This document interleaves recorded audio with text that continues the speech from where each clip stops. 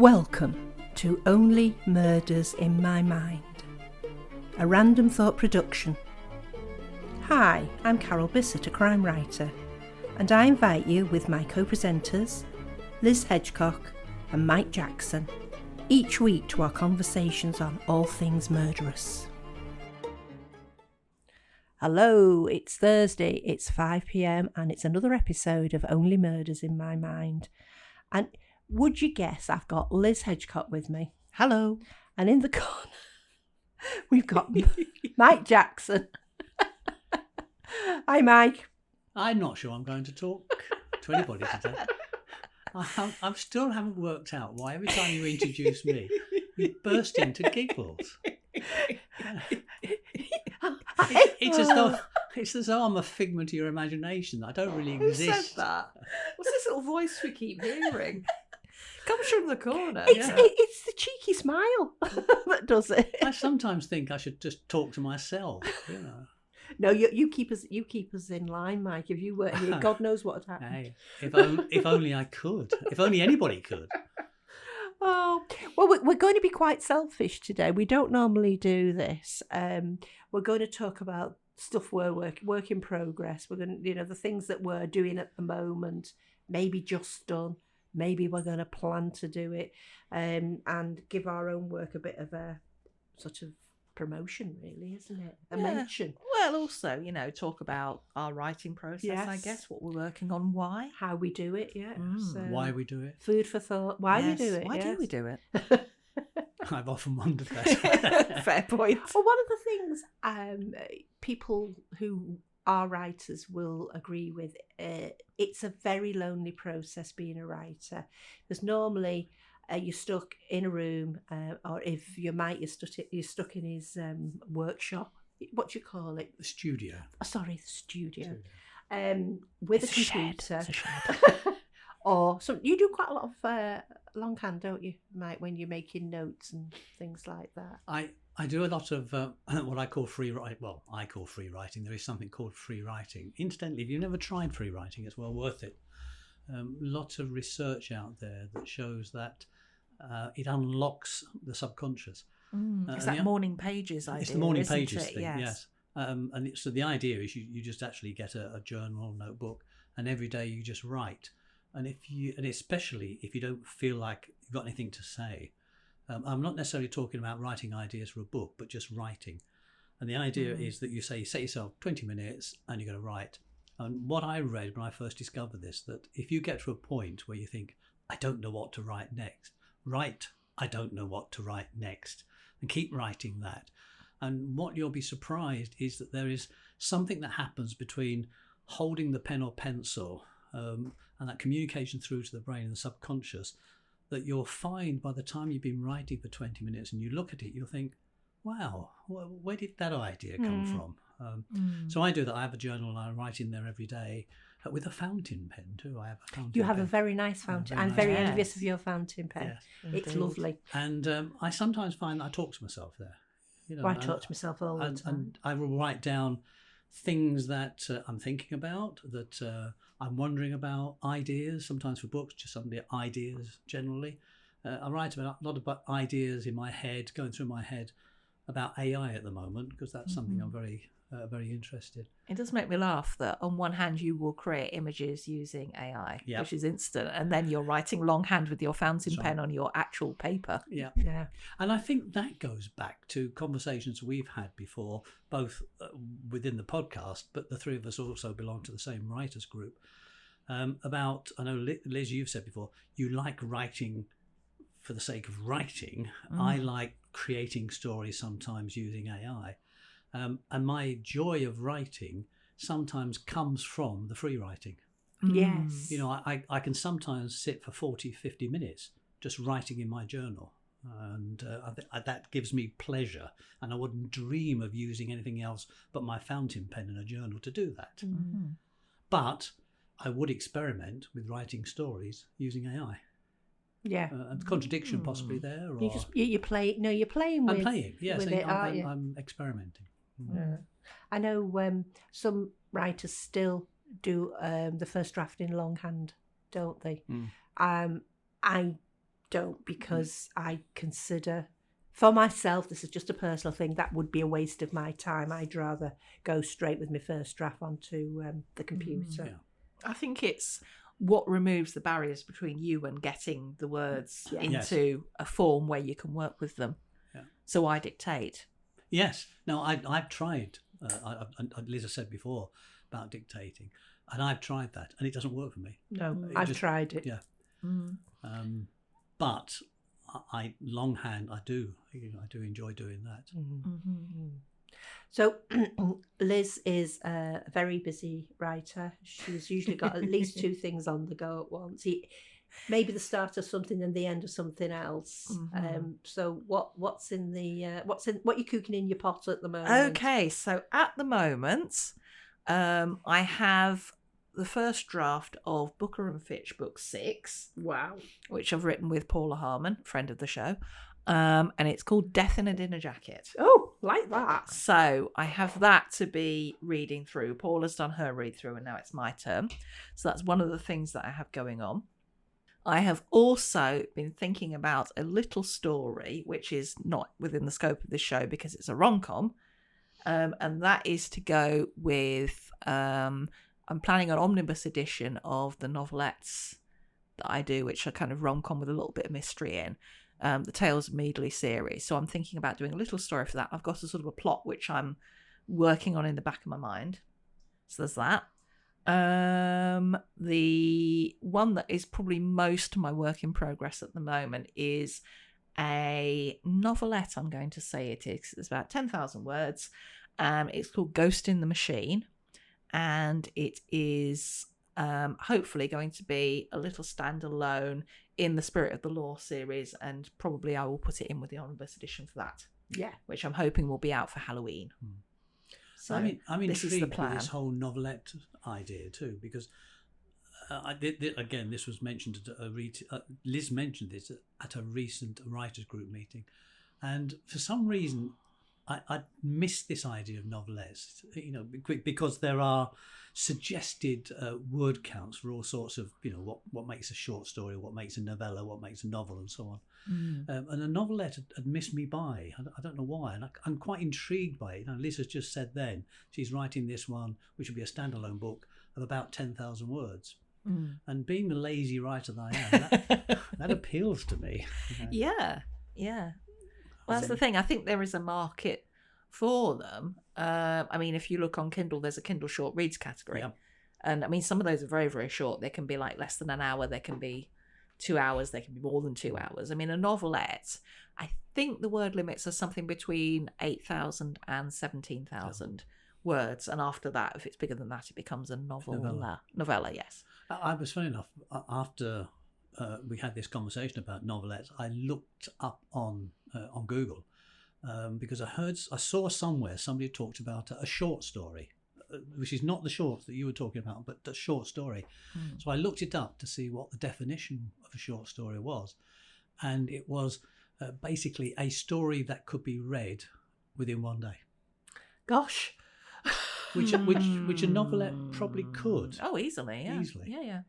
But the thing is, I mean, if you really enjoy a book, a full-length book, you can read it in a day. Yes, you can. Yes. Yeah. There's a long short story as well, isn't there?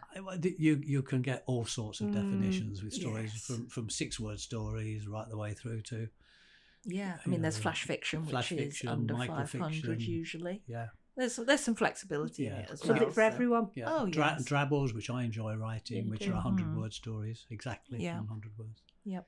So there's a great range out there. Yes. Yeah. So yes, the plan with this one is it's going to be a little standalone, which I can also use for a reader magnet. Yes. So that's another plan because it's affiliated with and it has the same characters as the Spirit and the Law series. So that's the plan, and it's called Ghost in the Machine because I was basically thinking that's a cool title, but I don't know what the story is that goes with it. Yeah. Which is an interesting position to be in. And Ghost in the Machine, I mean, I know it as a Police album title. So I'm a child of the 80s. And then I kind of looked up and I think I was thinking it's something else as well, but I can't remember what. And it's a whole philosophical subject too. And that kind of played into it. Is this what we call gremlins in the old days? I'm trying to think now. I can't remember exactly, but I'll put something up on the blog about it maybe. Yeah. But I think that'd be interesting. Yeah, because I was kind of thinking, well, what could be a short little story that would work and be self-contained, and that was my plan for a little extra thing for the omnibus. But I'll read you the beginning. Okay. And it's set not long after the end of the first book in the Spirit of the Law series, which is the case of the Four Fingers.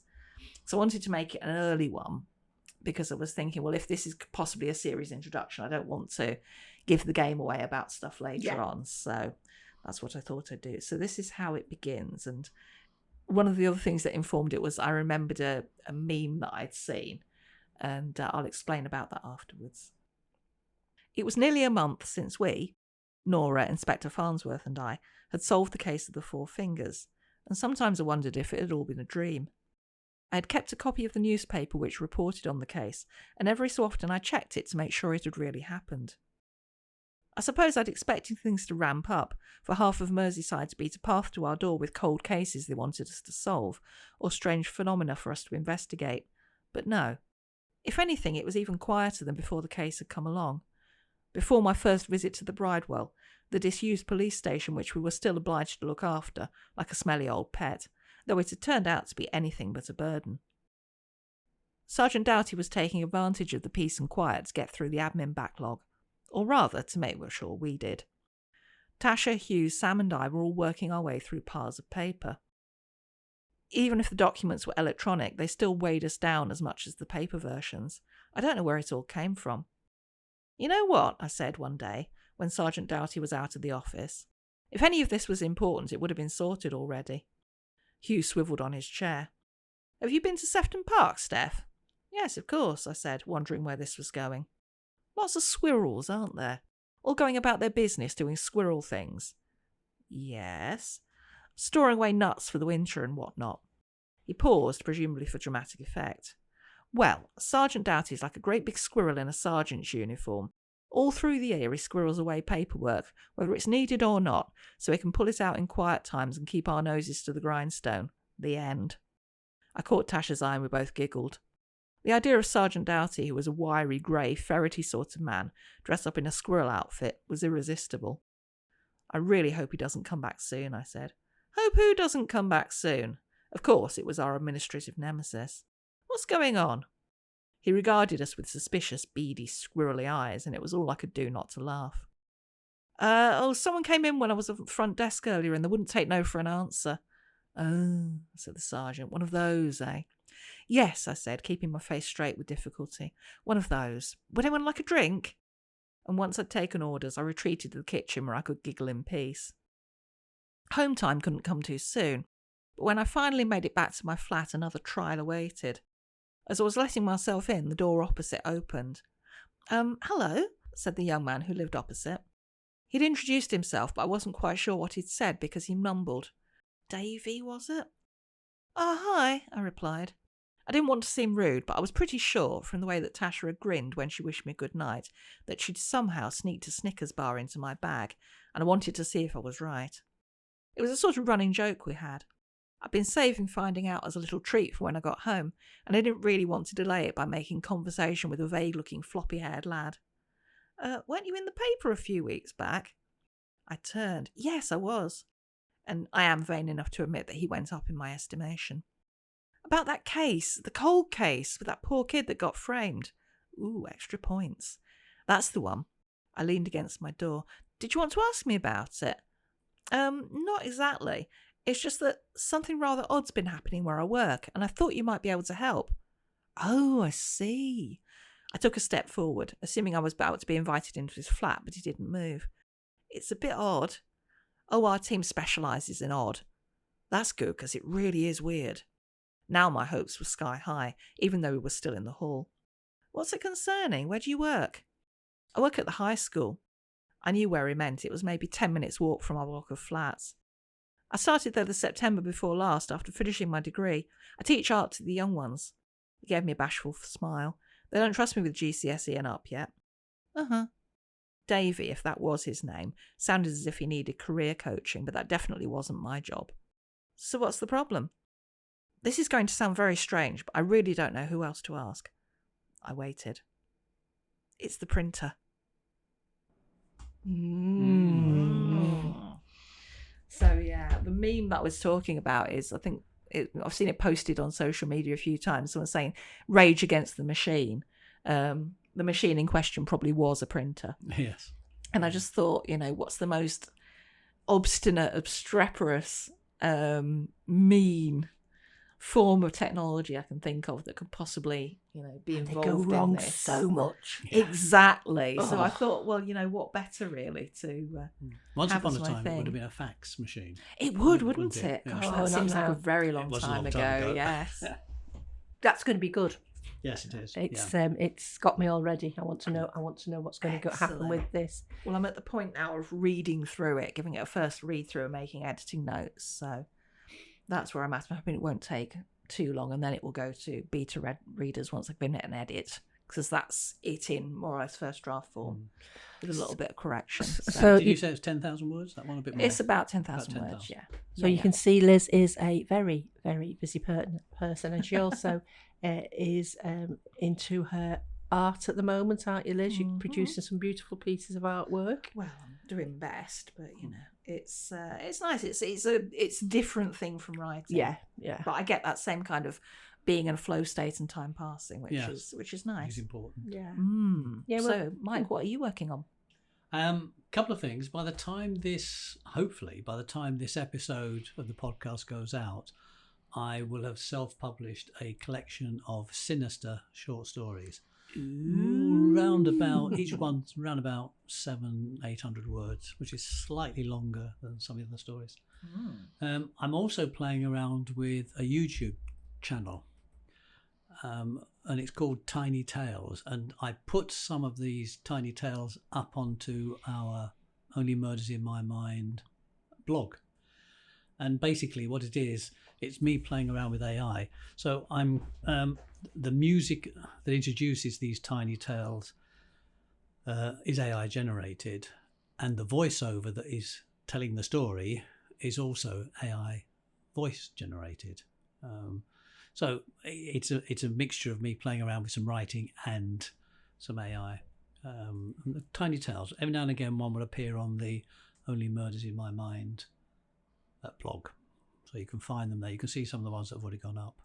And we've also, a couple of the tiny tales that are there were stories that were written by listeners to the podcast, and I, with their permission, I've taken the story, put an AI generated voice to it, and stuck it up as a tiny tale. So there are a couple of the things I'm doing at the moment. I want to extend that YouTube channel because I sometimes see myself as less of a writer and more of a storyteller, and I think using that YouTube channel will give me a chance to do that. So I'm thinking of doing some stories on there, but instead of using AI generated voice, actually use my voice and actually record them myself. So that's another thing I want to experiment with soon. And no doubt, in fact, I'm amazed you haven't said it already. Your novella. Yes. How's it going? Well, since I've discovered that novellas are long and novelettes are short, I've changed my mind. I think I'll write a novelette. I was aiming for 17,000, but now that I've heard you can get away with 10,000, I'm thinking of having a rethink. Oh, Mike. But I have actually got a chapter 1 of a novelette.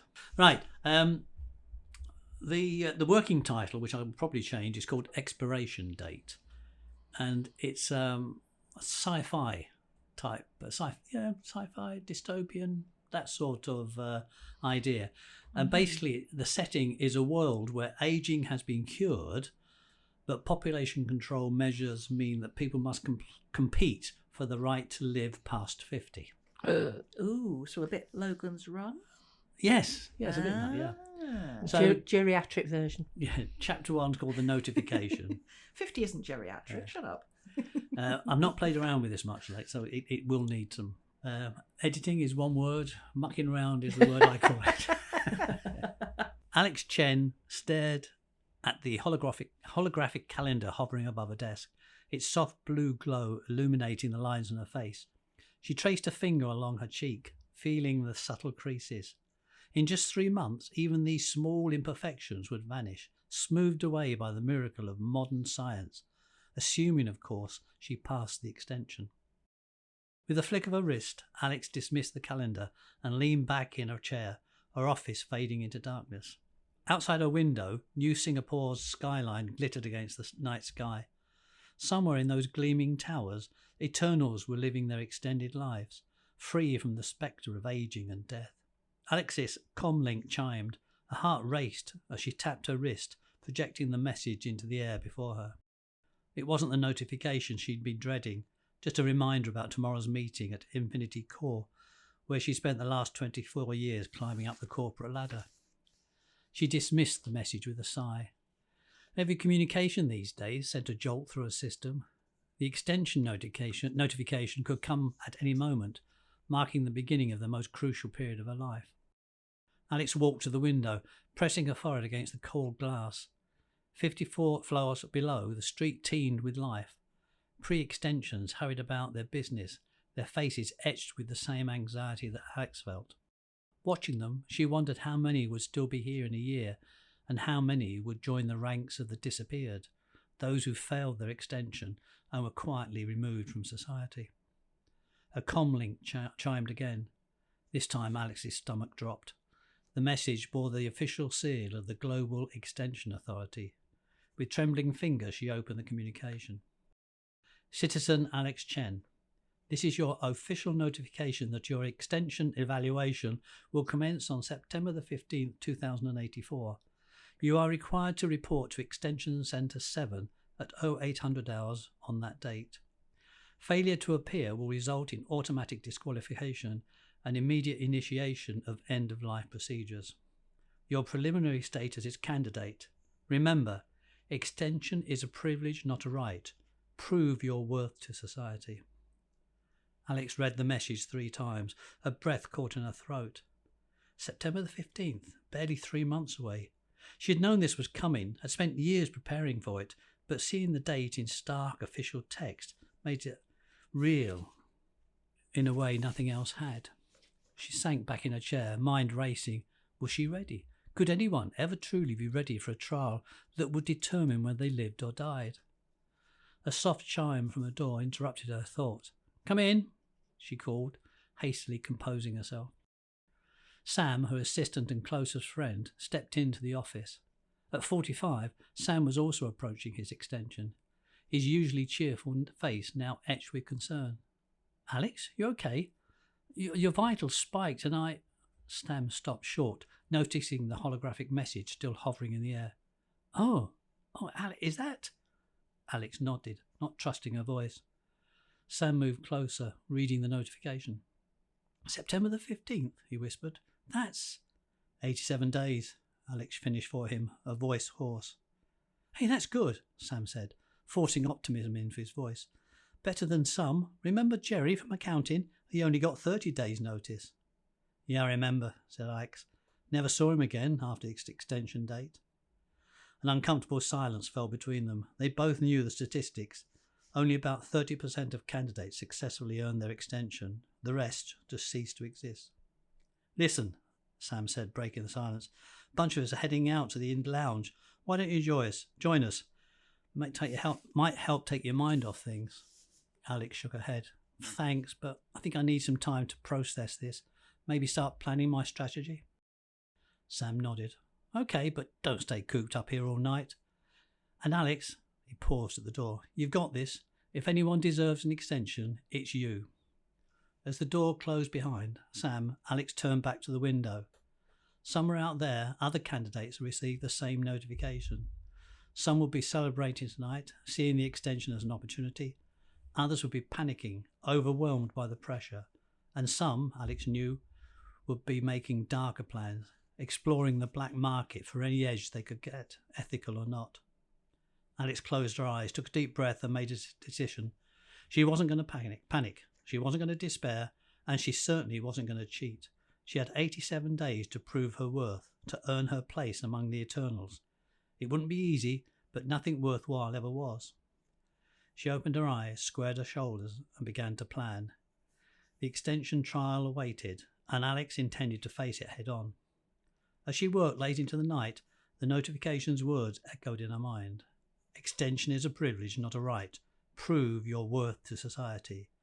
And that's exactly what she intended to do. Oh, I like that. Ooh. See, now I'm thinking that feels longer than novelette length. Yeah, that's about 900 words. Yeah, but I mean, For it Oh, to the carry whole on. thing. Yeah. the whole thing. Yeah. Yeah. Oh, that's got me And it might- intrigued. I was working in my head. I was thinking, I don't know, 10 chapters, 12 chapters, 1,000, 1,200 words. You know, that was. You might end up with a novella after all. Oh, well, I hope not. That's a scary thought. Oh. Well, I'm actually started writing a novella, so I'm going to steal your thunder. No, please do. I'm glad somebody else has. It takes the pressure off me. This is a bit of an experiment. So for the next few weeks, at some point during the podcast, I'm going to read out a chapter. It's going to be called Carol's First Draft. Da, da, da, da, da. And then with Mike's help, we're going to post it on the blog for your feedback. So I'm going to be writing this with your help. Yeah. Sorry, Carol. When it goes onto the blog, it'll be in the form of a narration. Yeah. With a nice picture, hopefully. With a nice picture. Yeah. And a bit of music. Yeah. And people dancing. Yeah. So what genre is this? This Novella? is cozy murder mystery. Ah. Something I've wanted to have a go at, but I don't feel confident enough to do a full novel. Mm-hmm. So I thought I'd start off with this, and we'll see how we go. So when you listen to it, as I say, it will be taken from the first draft. So these things very often end up, people change, names change and all the rest of it when actually, I might not get round to publishing it. If people think it's, I won't say a load of rubbish, but if people think it's not got legs, I might only do 4 or 5 chapters. We'll see. Anyway, so I'm going to read it out. Haven't got a title yet. Right, chapter 1. He's dead! He's dead! Slip looked at her friend's face to try and ascertain if Florence was joking or not. She decided it was not, on 2 accounts. 1, she was as white as a sheet and shaking. Note to self, none of her sheets were white. She had purple, orange and stripes, but not white. Must look that up on Wiki. 2, Florence did not have a sense of humour, not an ironical or cruel way anyway. Are you sure? Maybe he's just not well, or asleep. Slip made to enter the apartment, but Florence put her hand across the doorway. I'm sure. And what makes you so certain? The bloody big knife sticking out of his chest and the lack of breath. Oh, and did I mention the bloody big knife? Florence slid down the door frame and sat on the step. Mr. Arnside's been murdered, she said in a shaky voice. Slip sat down next to her. What do we do? Call the police for a start. Florence plucked her phone from her tabard pocket and pressed 999. Hello, emergency services. Which service do you require? Said a voice which sounded far too bright for the job she was doing. Police, please. I want to report a murder. What is this place? Asked D.I. Mark Road as they went through the gates and along a tree-lined avenue before a variety of buildings in size and structure came into view. Retirement closed community, boss, said Ben Toledo, Mark's sergeant. They're all the rage now. With those that have got a bit of cash lying around, comes from the States. Of course it bloody does. Take Halloween. I can remember when we did bob apples and then a hot pot supper. Now it's full on fancy dress and kids haunting old folks, bloody Yanks. They won't get that here, boss. Ben turned a corner and saw a woman waving a duster at him. Guess that's it, he said, and pulled to a halt. Socko should be here by now. Ben checked his watch. Give them a call and see where the hell they are, Ben. We can't go in until they've done a basic sweep. Yes, boss. I'll go and have a word, Mark said as he got out of the car. Thank God you're here, said a thin-looking woman who was about 40. She was tall, with wild hair trying to escape from a hair grip. Where have you been? We called ages ago. snapped another female who was a little smaller than her companion and heavier built. She had short hair and she was quite beautiful. Now, ladies, calm down. He looked at his watch and then took his mobile phone out of his pocket. It's approximately 17 minutes and 30 seconds since you called 999. Approximately, said the curvy woman. Well, yes, the seconds do tend to tick on. Now, let's start with introduction, shall we? Socko will be here in 10 minutes, boss, interrupted Ben. They hit a dog. Give me strength, said Mark Rhodes under his breath. Take notes, he told his DS. I'm Detective Inspector Rhodes from Burnwell CID, and this is my sergeant, Ben Toledo. And you are? I'm Florence Child. I found the body. And I'm Slip Brown. We work together. Doing what? Asked DS Toledo. She picked up her cleaning caddy with brushes, various polishes, and cleaning paraphernalia poking out from under the dusters. You're a detective, have a guess. Ben just nodded. Slip? That's an unusual name. Is it short for anything? Cowslip, said the woman quietly. Oh, was all Ben could think to say. So you clean for the deceased, presuming we have a deceased, that is. Oh, he's definitely deceased, officer, said Florence with a shudder. We have a cleaning contract with the agents who manage this retirement complex, and the residents who want our services pay them, and they pay us, clarified Slip. And this man is one of your customers? Mark queried. Yes, Mr. Armsides was on one of our first clients. Lovely man, quiet, kept himself to himself, added Florence. Just then, a van and 2 cars pulled up alongside the DI's car. Sorry, Mark, said a woman with an accent as she got out of the van. We hit a dog. What a paraphernalia. Went ballistic. Only a glancing blow. No damage to the van. Oh, bloody hell, unbelievable, said Mark to himself, and then more loudly. Thank you for joining us, Catra. If you could get a riddle on, we'd like to see what's going on there in some time today. No problem, Mark, said Catra, as she pulled on a white oversuit. Quickly she was ready and holding a large black bag. She went past the group at the door and into the darkness of the crime scene, giving Mark a dazzling smile as she passed him. Ben just coughed. Right, thank you, ladies. If you could give DS Toledo your contact details and come to Burnwell Police Station tomorrow to give an official statement, then we can do your fingerprints and take DNA swabs at the same time. Mark went to go to his car, but Slip stopped him. Just a cotton-picking minute here, DI whatever. Road. I'm not about to give anyone my DNA. Have you not heard of the Geneva Convention on Data Protection Act? The Geneva Conventions to protect civilians during war times. Miss Brown will do. And you say, who says this isn't a war situation between police and innocent citizens? I do. This is to eliminate you from our inquiries, Ms. Brown, especially as you and your colleague frequent these residents. Your fingerprints and DNA will be all over the place. Not after I've dusted, put in Florence indignantly. Please. Your cooperation on this would be most helpful, said Mark, trying very hard to keep his cool. I'll think about it, said Slip. Thank you. Hey, Mark, Catra called from the doorway. You can come in once you have suited up. There's something odd you should see. At last. Thank you, lady. See you tomorrow, said Mark, and he dismissed the 2 women. Finally, he and Ben got to see what was inside the apartment. The hall was narrow and dark without lights turned on, but this led into a lovely modern apartment, all white, shiny, with pale rugs. Not at all what he was expecting from a retired gentleman. It was clean and almost like a clinic environment until he turned a corner. Lying on his back was the victim, a large kitchen knife deeply planted in his chest. His cream pyjamas were now stained crimson, and he had a halo of his own blood around his body. What is it you want me to see particularly? He asked Catra. Look in his mouth, she said. Mark bent down, and as he did so, his white suit gave a large ripping sound. Bugger, he said. Mark, you need to come to the gym with me, said Catra. Think of all the sweating we could do together. Mark tried to pretend he hadn't heard this and knelt down to look at the victim's mouth.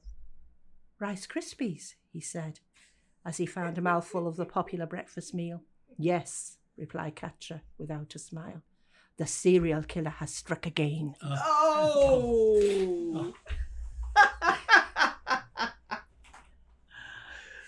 Oh, So that's the first chapter.